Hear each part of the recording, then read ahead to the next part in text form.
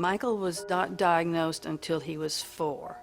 And when we finally took him to a neurologist upon recommendations from a speech therapist, it was because of lack of language, not because he had so many of the behaviors and the social issues that many autistic children had, but he just wasn't progressing with his language.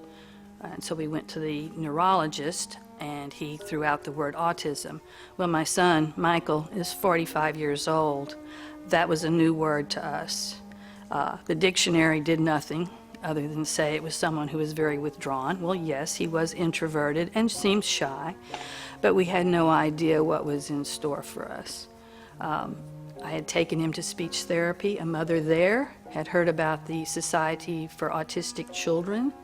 She had the address. I wrote them, and they sent me information, and it began. We knew this wasn't something he was just going to grow out of. We weren't going to take him to a speech therapist or two and everything would be okay. We knew we were in for a long journey. Public school, he went there at age 5. Lovely teachers, small classes. We came in contact with a man named Michael Twombly, who was with the Texas Society for Autistic Children, and he was interested in getting a local chapter started. And so we all went to a meeting in Northside School District at one of their schools. We met other parents, very important. We saw them, we shared stories, we observed each other's children, and we formed the Autism Society, and my husband Alan became the first president, and we grew slowly. As we talked, we said there needed to be more. Through the Texas Society, we heard about programs throughout the state, and we heard about a special one in Richardson, the Autism, I think it was called the Autistic Treatment Center then, ATC. It's now Autism Treatment Center. And a man named Clay Hill. Clay came down, visited with us, visited with our children, and to make the story shorter, we had a school started at Northwood Presbyterian Church with about 11 children going, and my son Michael was one of the first ones at age 11. So it didn't happen overnight, but it happened, and it was wonderful. Year-round, something the public schools didn't offer at the time, and he was there, and they could work on his special needs, trying to figure out the puzzle for Michael. You know, the puzzle is one of those symbols for the Society for Autistic Children, and it fits perfectly because they're all different, and you have to try to put the pieces together and solve their problems.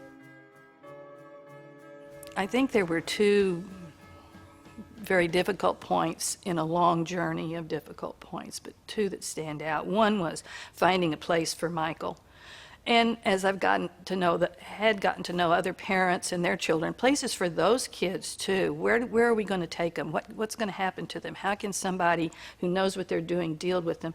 And that prayer was answered when we opened that first little school there at Northwood Presbyterian Church. Michael had to leave that program. He came home and was home all day after the age of 22, because you age out at that time. And there's no place for him.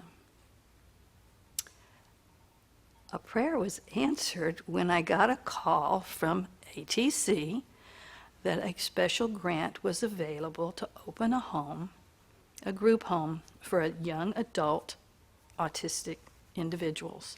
Michael went into the group home, and he has been there ever since. He's now 45. That was about age 23. So he has a home. And that means everything to a parent. And our biggest concern when we took him to the group home, knowing this would be his home, was he going to like it? And we know he does. He's content. He comes home to our home on weekends happily. He goes back happily, gets right into what he's supposed to do there. Those are the small victories, I think, what he's doing in the home. Watching my son load a dishwasher, help prepare supper, take care of his room, take care of his personal needs when he comes home, something that he couldn't do. And it just seems something that we take for granted. Everybody can brush their teeth. Everybody can take a shower. Well, some people need guidance, and Michael is one of those individuals who did. And those are the little victories. The big one, though, is he is content to be where he is, and I am thrilled to death for him to be where he is.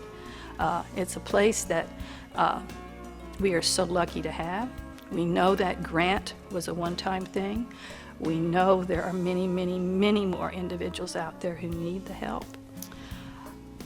I feel so extremely fortunate for my family and my son that there is a place like ATC available for him. I don't know what this community would be like without ATC. There would be so many more lost parents. And there are parents out there who are waiting and who have young children who know the heartbreaking thing. For us, there was no place. It must be extremely heartbreaking to know there is a place. And it's just not big enough. It just doesn't have the facilities to deal with more of the children, more of the adults that they would like to take in. If you have a rich uncle and he wants to leave a will, something in a will, do that.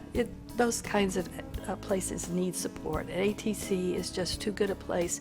The treasure shouldn't be locked up in a little box. It should be open so everybody can have a part of it.